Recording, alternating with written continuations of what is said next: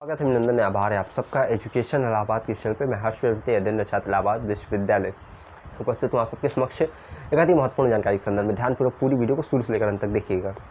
देखिए, यदि आप इस वर्ष BA, BSc, BCom, BLLB, BCA और तमाम तरह के UG कोर्सेज में एडमिशन लेना चाहते हैं इलाहाबाद विश्वविद्यालय में, तो आपके लिए एक सूचना है और वह है मल्टीपल रजिस्ट्रेशन से संबंधित। आपको ये जानना चाहिए कि मल्टीपल रजिस्ट्रेशन होता क्या है। आपको पता है इलाहाबाद विश्वविद्यालय में यदि UG कोर्सेज में एडमिशन लेना है तो आपको सबसे पहले CUET का फॉर्म भरना है, एग्ज़ाम देना है। एग्ज़ाम के बाद आपका जो है रजिस्ट्रेशन होता है इलाहाबाद विश्वविद्यालय में। ठीक है, इससे क्या होता है कि विश्वविद्यालय के पास एक आंकड़ा जाता है कि कितने ऐसे अभ्यर्थी हैं जो कि इलाहाबाद विश्वविद्यालय में प्रवेश लेना चाहते हैं।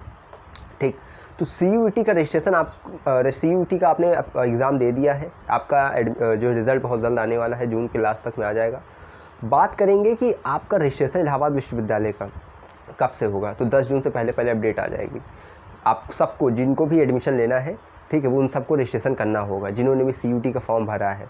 अब फॉर्म में आपने इलाहाबाद विश्वविद्यालय का विकल्प भरा है या नहीं भरा है उससे कोई ज़्यादा मतलब नहीं है। सबको जी बस इतना है कि आपको CUET का फॉर्म भरा होना चाहिए और आप जो है यहाँ पे अपना एडमिशन ले सकते हैं। ठीक, अब ये हम मल्टीपल रजिस्ट्रेशन की बात कर रहे हैं। मल्टीपल रजिस्ट्रेशन है क्या?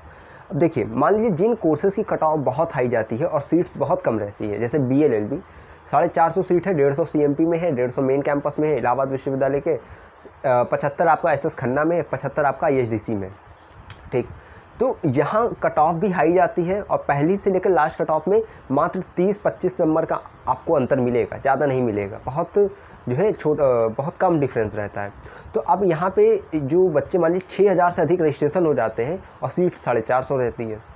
ठीक, कई ऐसे कोर्सेज रहते हैं जहाँ पे सीट्स बहुत लिमिटेड रहती है लेकिन रजिस्ट्रेशन उसके 10 गुने 20 गुने हो जाते हैं। समझ रहे हैं? 450 यहाँ पे सीट है अगर BLLB की और 6000 रजिस्ट्रेशन हो जाए तो कितने ज़्यादा है। तो अब ऐसे अभ्यर्थी, क्योंकि एडमिशन तो 450 को ही मिलेगा, तो ऐसे अभ्यर्थी जो कि मान लीजिए उनको एडमिशन नहीं मिलता है उनके कोर्स में जिसमें उन्होंने रजिस्ट्रेशन किया है, तो उनका साल ना बर्बाद हो इसलिए मल्टीपल रजिस्ट्रेशन की सुविधा उपलब्ध होती है। अर्थात इसमें करना क्या होता है कि आपने BLLB के लिए रजिस्ट्रेशन कर दिया, ठीक, आप इसके साथ साथ एक अन्य कोर्स के लिए रजिस्ट्रेशन कर सकते हैं, जैसे BA के लिए कर देते हैं। तो आपका देखिए अब कट ऑफ कैसे बनेगा मैं ये बताता हूँ।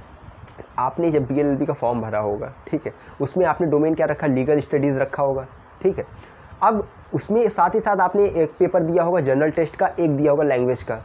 तब अब आपका BA में जब आप रजिस्ट्रेशन कर देते हैं तो BA का कट ऑफ आपका लैंग्वेज और जनरल टेस्ट सब कोर्स में कॉमन होता है। BSc में भी, BCom में भी, BLLB में, BA में, सब में जो है जनरल टेस्ट और लैंग्वेज कॉमन होता है। तो अब आपका जो भी ऐसे अभ्यर्थी हैं जो BLLB का रजिस्ट्रेशन करते हैं और BA में भी रजिस्ट्रेशन करते हैं तो उनकी BA में कट ऑफ लैंग्वेज और जनरल टेस्ट को मिलाकर बनेगा। लैंग्वेज आपका 200 नंबर का होता है, जनरल टेस्ट 250 नंबर का होता है, यानी ये कुल मिला के कितना हुआ 450 नंबर। अब इस 450 में आपने कितना पाया, मान लीजिए आपने 300 नंबर पाया है कुल मिलाकर, तो BA की कट ऑफ 850 में बनती है। ठीक है, 2 domain, 1 language, 1 general test, 2 domain 400 number के, 1 लैंग्वेज जो है आपका 200 और 250 का जनरल टेस्ट, 850 की BA की कट ऑफ बनती है और आपका नंबर 300 है।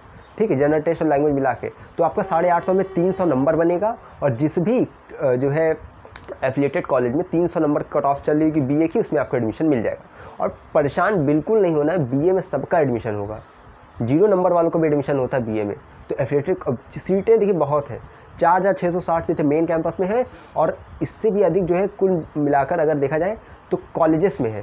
CMP है, ADC है, HDC है, जगत तारण है, SS खन्ना है, RTMM है और SPM है, श्याम प्रसाद मुखर्जी। तो कॉलेजेस बहुत हैं, आपका एडमिशन हो जाएगा। तो BSc की भी देखिए इसी तरह से कट ऑफ बनती है। आपकी BSc की कट ऑफ 850 में बनती है, लेकिन जो भी बच्चे मान लीजिए 2 रजिस्ट्रेशन 3 आप कितना भी रजिस्ट्रेशन कर दीजिए, जितने कोर्स उतने रजिस्ट्रेशन कर दीजिए। समझ रहे?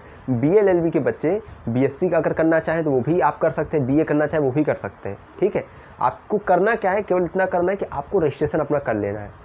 जब रजिस्ट्रेशन आएगा, रजिस्ट्रेशन देखिए 10 जून से पहले अपडेट आ जाएगी, तो आप अपना BLLB के लिए भी रजिस्ट्रेशन कर लीजिए। ठीक है, ताकि आप सेफ़ रहें। अगर BLLB हो जाता है तो अच्छी बात है, नहीं होता है तो आप BA, BSc, BCom में कुछ भी एक कर लीजिए जिससे कि आपका साल ख़राब ना हो।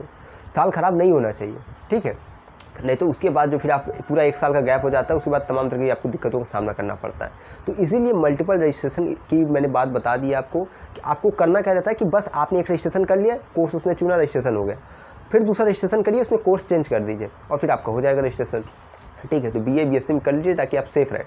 और बीए बीएससी बीकॉम में सबका एडमिशन हो जाएगा, और बीए में तो 100% हो जाएगा। बीएससी बीकॉम में अमूमन ही ऐसे कुछ छात्र होते हैं जिनका नहीं होता है, ठीक है, लेकिन बीए में सबका हो जाता है, सीटें खाली रह जाती हैं, तो परेशान नहीं हुइएगा। आप देखिए बीए बीएससी बीकॉम बीएलएलबी की सबकी expected cut off, safe score, ठीक है, फीस, सीट्स, सब चीज़ें मैंने डिस्कस कर दी है। एलिजिबिलिटी क्राइटेरिया क्या है वो भी डिस्कस कर दिया है। तो उन सब की जो है वीडियोस की लिंक आपको चैनल पे देखिए, प्लेलिस्ट है CUET करके, UG 2024 करके एक प्लेलिस्ट है, उसको ओपन करेंगे तो वहाँ पे आपको सेफ स्कोर, एलिजिबिलिटी क्राइटेरिया, ठीक है, सीट्स, फीस, कट ऑफ सब मैंने डिस्कस की, वो जाकर देख लीजिएगा।